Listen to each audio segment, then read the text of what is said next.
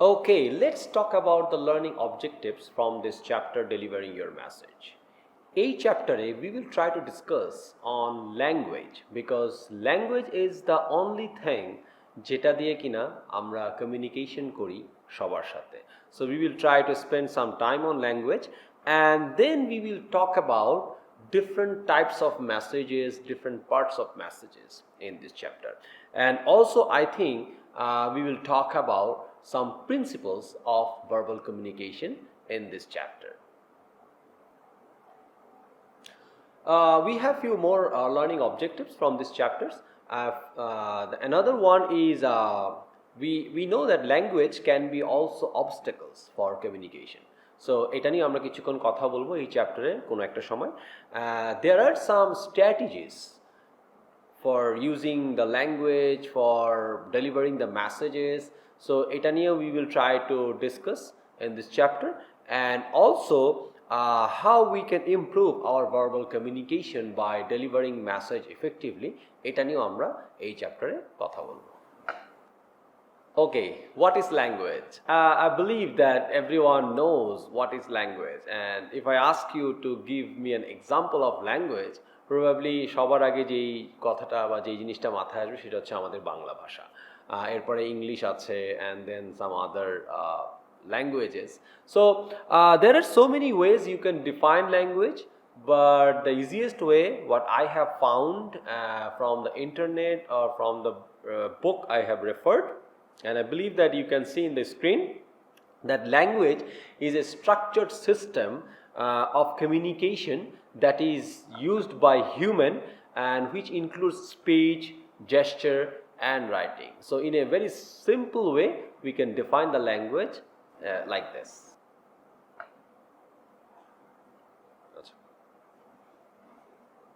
So there is a role of language in perception and communication process.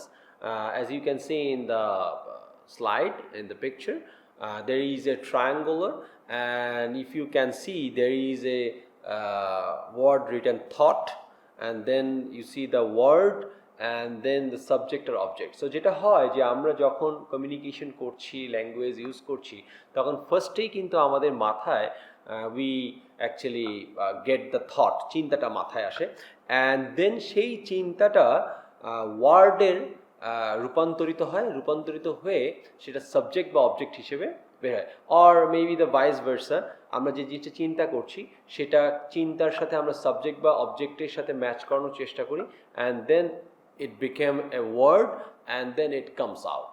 So this is a kind of a process যেভাবে আসলে আমাদের ল্যাঙ্গুয়েজটা কাজ করে আর কি, and যেভাবে আমাদের কমিউনিকেশনটা কাজ করে.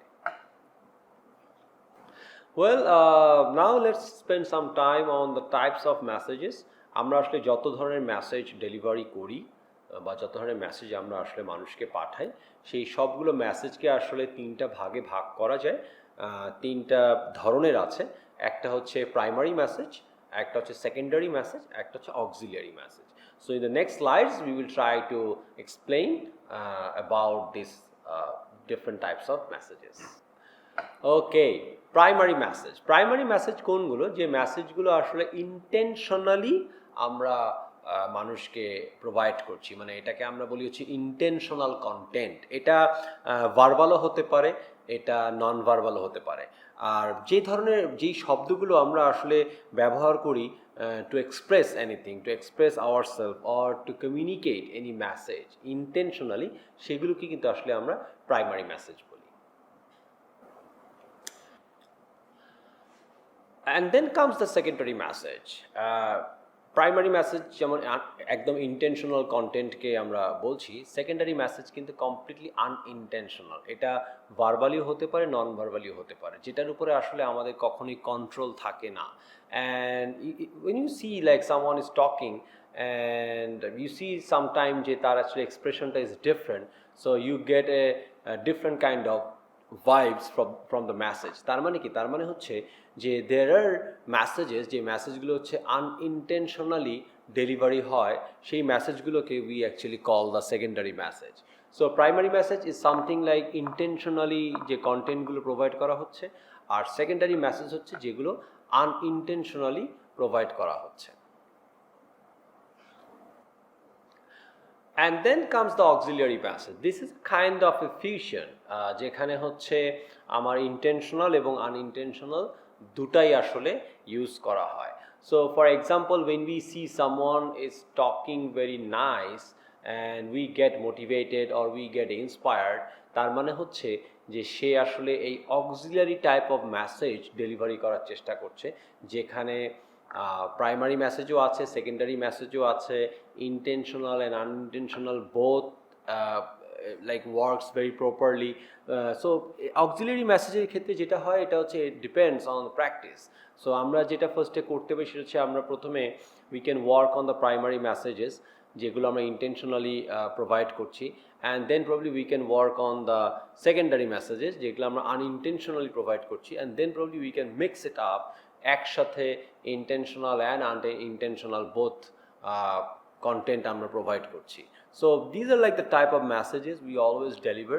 So if we can understand, if we have the idea যে আসলে কোনটা প্রাইমারি কোনটা সেকেন্ডারি বা দুটা মিলে কোনটা অক্সিলিয়ারি, তাহলে probably next time when we are delivering any messages, it will help us to control ourselves and to deliver the message effectively.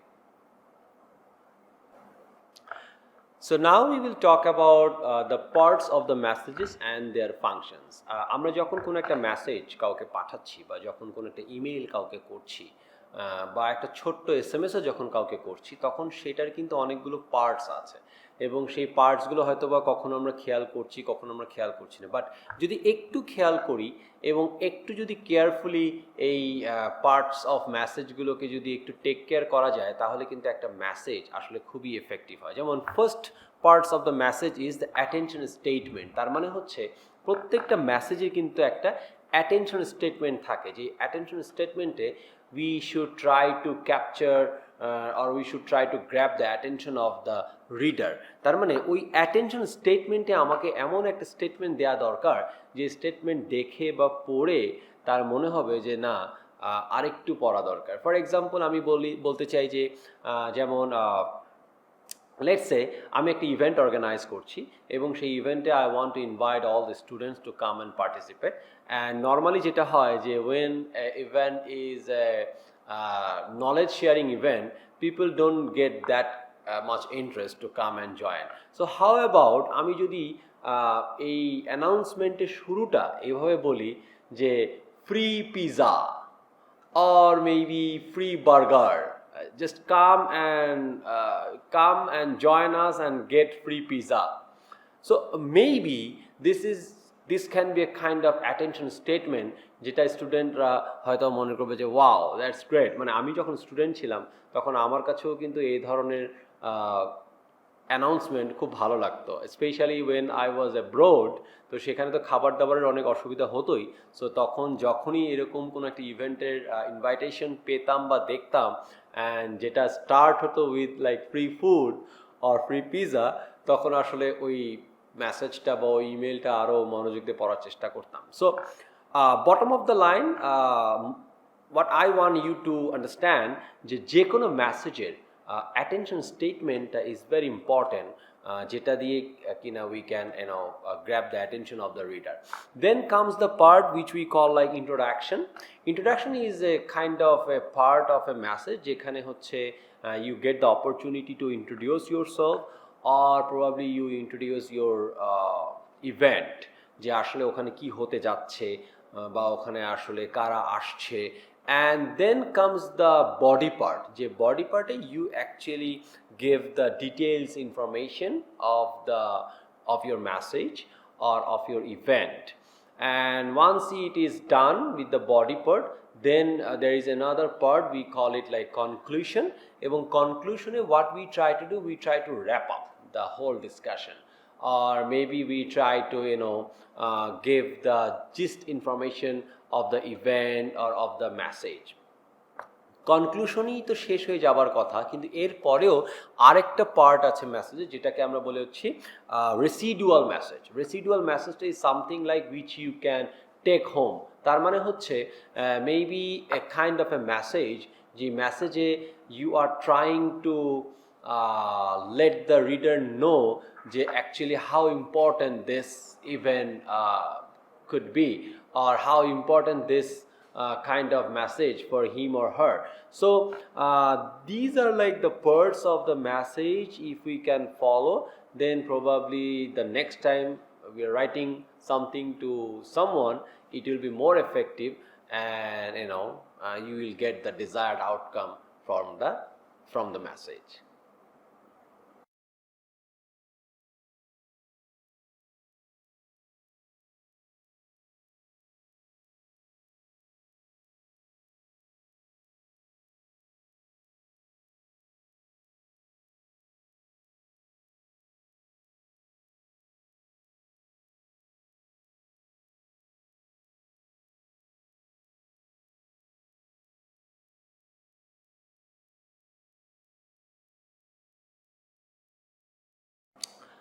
Okay, now we will talk about key principles of language. এখানে বেশ কয়েকটা principal আছে, যে প্রিন্সিপালসগুলো নিয়ে আমরা কথা বলতে চাই। ফর এক্সাম্পল, ল্যাঙ্গুয়েজের কিছু রুলস আছে, সেই রুলসগুলো নিয়ে আমরা কথা বলবো, যেমন সিনট্যাকটিক, সেমান্টিক, কনটেক্সচুয়াল। অ্যান্ড আমরা কথা বলবো হচ্ছে আমাদের যে রিয়েলিটি আছে, রিয়েলিটি কিন্তু is shaped by our language. So এটা নিয়েও আমরা কিছুক্ষণ কথা বলতে চাই। ল্যাঙ্গুয়েজ কিন্তু একটা আরবিট্রারি ব্যাপার এবং সিম্বলিক ব্যাপার, এবং এখানে দুটো জিনিস আছে, ডিনোটেটিভ অ্যান্ড কনোটেটিভ। এটা নিয়ে আমরা কথা বলবো এই সেকশনে। And also language is a kind of a thing which we call like abstract, মানে সমান্তরাল। হ্যাঁ, সো এটা নিয়ে we will try to spend some time in this section. And also language যেটা করে সেটা হলো যে ল্যাঙ্গুয়েজ কিন্তু organise everything, and also it classifies the reality. হ্যাঁ, সো এটা নিয়ে we will try to spend some time in this section. So as I said, language has three roles.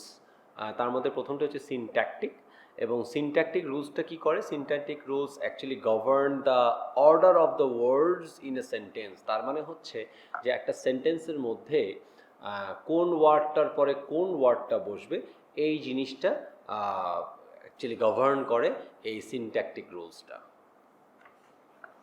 Then comes the semantic rules. Semantic rules কি করে? Semantic rules হচ্ছে govern করে the meaning of the words, and এটাকে আসলে কিভাবে interpret করা যেতে পারে সেই জিনিসটাকে গভর্ন করে হচ্ছে এই সেমান্টিক। সো সিনট্যাকটিক আগের যেটা ছিল, সিনট্যাকটিকটা ছিল হচ্ছে govern the rules, order of the words, আর সেমান্টিকটা হচ্ছে এটা হচ্ছে govern the meaning of the words. হ্যাঁ, যে কোন ওয়ার্ডটার মানে কি হবে অ্যান্ড এটাকে কীভাবে ইন্টারপ্রেট করা পসিবল, এই রুলসটা গভর্ন করে হচ্ছে এই semantic in any language. Then comes the contextual rules. Contextual রুলসটা যেটা করে সেটা হলো যে এটা গভর্ন করে meaning and also the word choice according to the context. তার মানে হচ্ছে যে কোন সিচুয়েশনে কোন ওয়ার্ডটা আমি ইউজ করতে পারি, বা এটার মানে আসলে কি হতে পারে, এই যে রুলসগুলো আছে এই রুলসগুলোকে গভর্ন করা হচ্ছে contextual. So any language has this type of rules. হ্যাঁ, সো এটা একটু মাথায় রাখতে হবে এবং এটা নিয়ে একটু চর্চা করতে হবে। So there is another thing, denotative word আমরা বলি, denotative and connotative. So denotative wordগুলো হচ্ছে সেই ওয়ার্ডগুলো যে ওয়ার্ডগুলো আসলে ডিকশনারিতে পাওয়া যায়। So any word you find in the dictionary is actually known as the denotative word. And then comes the connotative. Of course you can understand connotative word হচ্ছে যেগুলো ডিকশনারিতে পাওয়া যায় না। এই ধরনের অনেক ওয়ার্ড আছে যেটা আমরা রেগুলারলি ইউজ করি। ফর এক্সাম্পল ইশ, আহ, আই এম প্রিটি শিওর যে এগুলো ডিকশনারিতে নেই। সো এই ধরনের ওয়ার্ডগুলো কিন্তু we use to deliver any kind of messages. So এগুলোকে আমরা কনোটেটিভ ওয়ার্ড বলি। So why we are talking about this denotative and connotative, because when we are communicating, when we are using the language or maybe the words, so আমাদের আসলে জানা দরকার যে কোনগুলোকে আমরা ডিনোটেটিভ বলছি, কোনগুলোকে আমরা কনোটেটিভ বলছি, বিকজ কনটেক্সটের উপর বেস করে আমাদের কিন্তু এই ডিনোটেটিভ এবং কনোটেটিভ ওয়ার্ড ইউজ করতে হবে।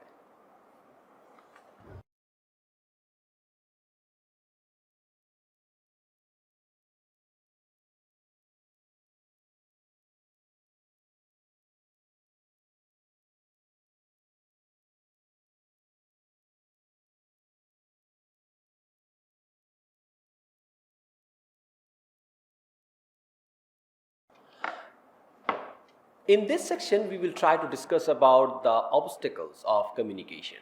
এবং এই কমিউনিকেশন করতে গিয়ে আমরা অনেক সময় অনেক বিভিন্ন ধরনের শব্দ ব্যবহার করে থাকি, বিভিন্ন ধরনের কমিউনিকেশন, বিভিন্ন ওয়েতে কমিউনিকেশন করার চেষ্টা করি। সো সেই জায়গায় কিছু জিনিস আছে যেগুলো আসলে আমাদের জন্য কমিউনিকেশন অবস্টাকল হতে পারে। যেমন already you can see in the screen that বেশ কিছু জিনিস অ্যাভয়েড করতে বলা হয়েছে। যেমন প্রথমেই আমরা বলেছি অ্যাভয়েড করতে ক্লিশেস হচ্ছে এমন একটা জিনিস যেটা অনেক দিন আগে একসময় ব্যবহার করা হতো, এখন অবশ্য এটা সময়ের বিবর্তনের কারণে ব্যবহার করা হয় না, যেখানে আমরা আসলে অনেক লং সেন্টেন্স লেখার চেষ্টা করি বা এমন কিছু জিনিস লেখার চেষ্টা করি যেগুলো আসলে মানুষের পড়ার পরে বুঝতে খুব অসুবিধা হয়। সো এই ধরনের ক্লিশেস সেন্টেন্স, লং সেন্টেন্স আমাদের ব্যবহার করা যাবে না কমিউনিকেশনে। এরপরে আমরা বলছি জার্গন অ্যাভয়েড করার জন্য। So sometime what we do, we try to become so smart by using some jargons. So অনেক সময় কি হয় যে আপনি যার সাথে কমিউনিকেট করছেন বা যাকে লেখাটা লিখছেন সে হয়তো ওই জার্গনটা বুঝতে পারছে না বা হয়তো ওই জিনিসটার মিনিং সে বুঝতে পারছে না। So to make easy for the readers, আমার মনে হয় আমাদের এই জার্গন টাইপ জিনিসগুলো একটু অ্যাভয়েড করা দরকার। দেন slang. So slang is a kind of a thing jeta we probably sometimes use positively with our very close friends. So communication ei jinishtaও কিন্তু আমাদেরকে একটু অ্যাভয়েড করতে হবে।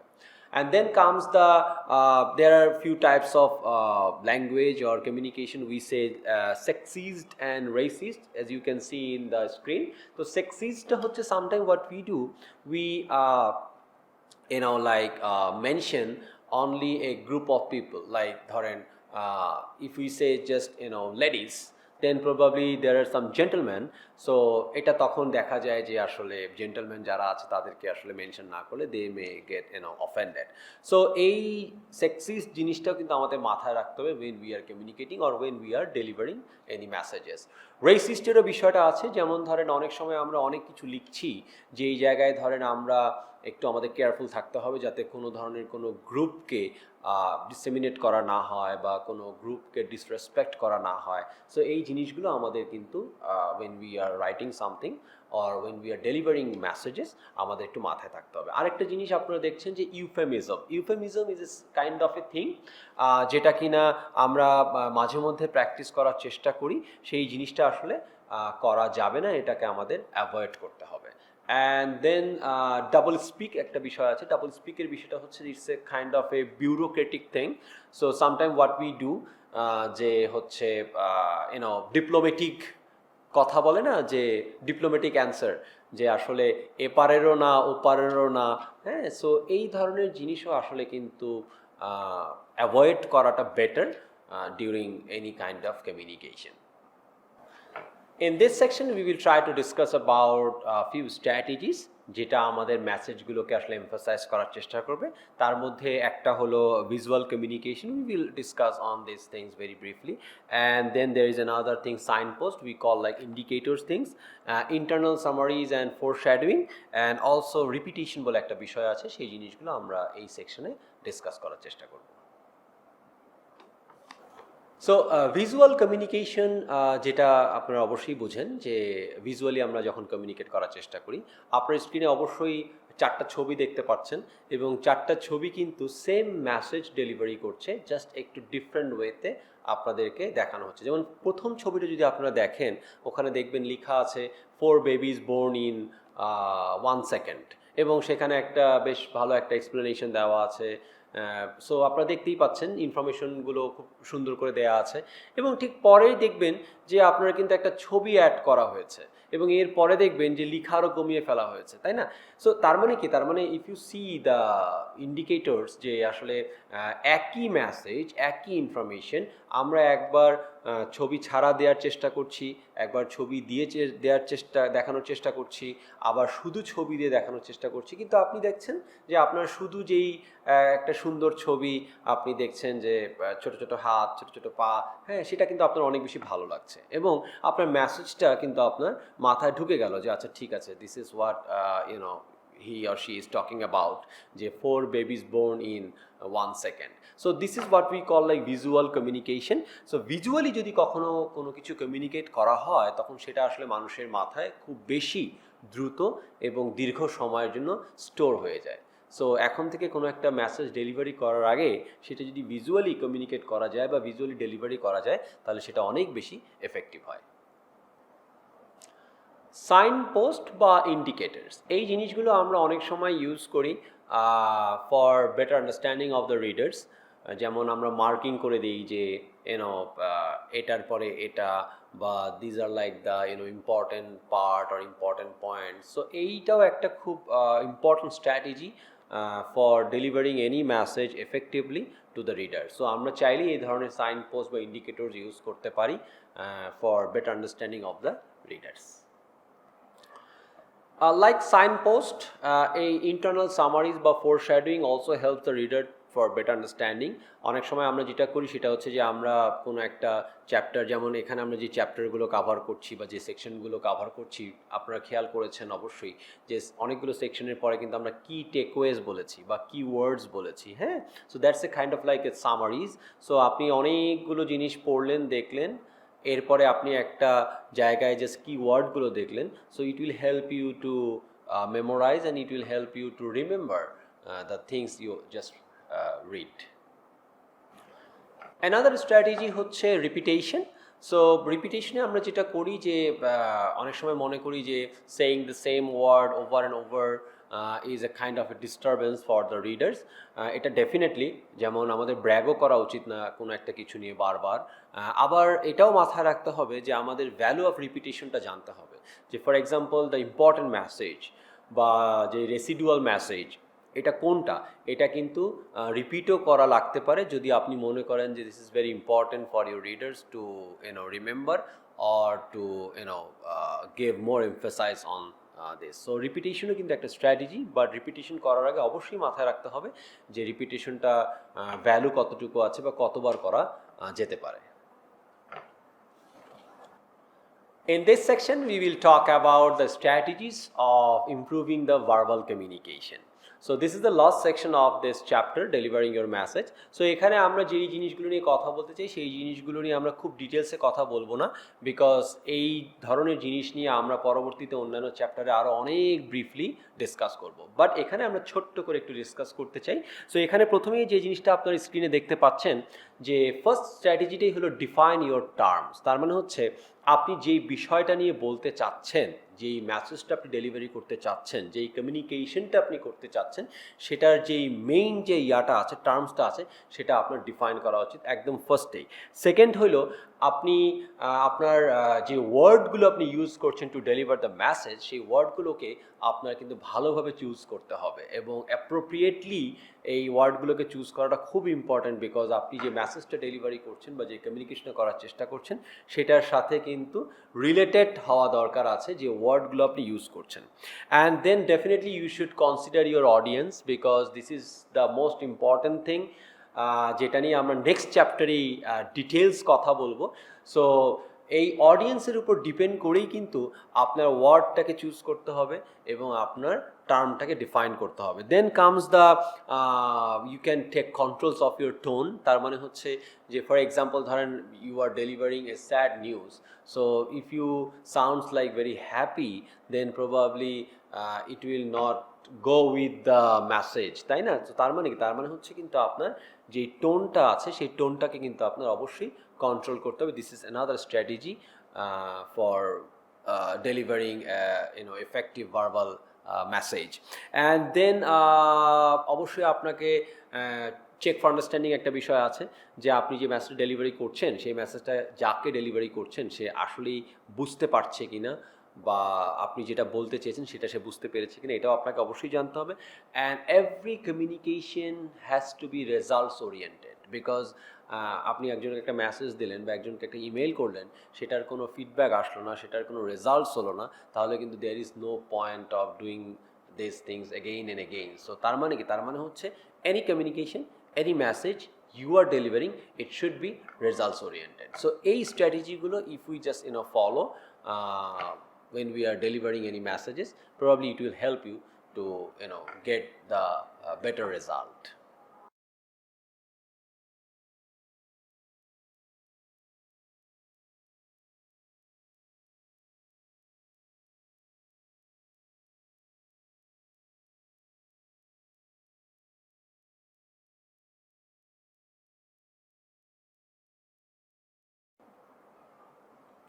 Thank you for your time in this chapter 2, delivering your message. Hope you have learned a little bit. And now we have a quiz on this chapter, and the quiz is on the screen.